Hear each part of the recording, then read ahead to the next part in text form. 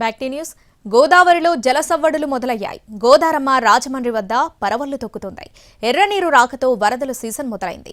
Dhavaleswaram cotton barrage నుండి సముద్రంలోకి 50,000 క్యూసెక్కుల మిగులు జలాలు సముద్రంలోకి విడుదల చేస్తున్నారు. ఏటా నీట మునిగే ఆస్తి పంట నష్టం మామూలే.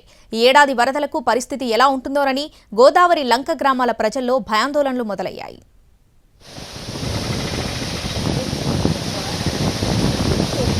గోదారమ్మ పరవళ్లతో రాజమండ్రి ధవళేశ్వరం కాటన్ బ్యారేజీ వద్ద అద్భుత దృశ్యం ఆవిష్కృతమైంది. ఎగువన కురుస్తున్న వర్షాలతో గోదావరి ఉపనదులైన సబరి, ఇంద్రావతి, సీలేరు, కిన్నెరసాని, ప్రాణహిత, మంజీరా నదుల నీటిమట్టం పెరిగింది. ఉపనదుల నుంచి వస్తున్న వరద గోదావరిలో కలుస్తూ ఉండడంతో నీటిమట్టం పెరిగింది. ఎర్రనీరు రాకతో వరదలు సీజన్ మొదలైంది. రోజురోజుకు నీటిమట్టం పెరుగుతోంది. ధవళేశ్వరం కాటన్ బ్యారేజీ వద్ద కొన్ని గేట్లను ఎత్తివేశారు. 50,000 క్యూసెక్కుల మిగులు జలాలను సముద్రంలోకి వదులుతున్నారు. నీటి ప్రవాహం 1,00,000 క్యూసెక్కులకు పెరిగితే బ్యారేజ్ గేట్లన్నీ ఎత్తివేస్తారు.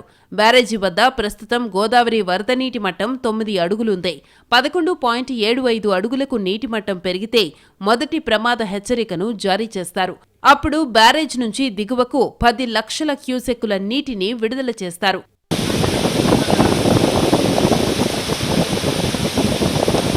పోలవరం స్పిల్వే వద్ద నీటి మట్టం 26 మీటర్లకు చేరడంతో గేట్లను తెరిచి వరద నీటిని విడుదల చేశారు.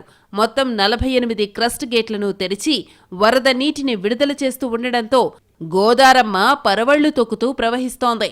దీంతో వరదల సీజన్ మొదలు కావడంతో లంక గ్రామాలు, తీర ప్రాంత ప్రజల్లో భయాందోళనలు మొదలయ్యాయి.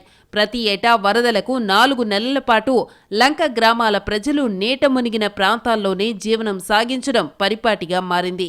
రోడ్లు నీట మునిగితే పడవలపైనే ప్రయాణం సాగించాల్సి వస్తుంది. భారీగా ఆస్తి, పంట నష్టం తప్పదంటున్నారు లోకల్స్.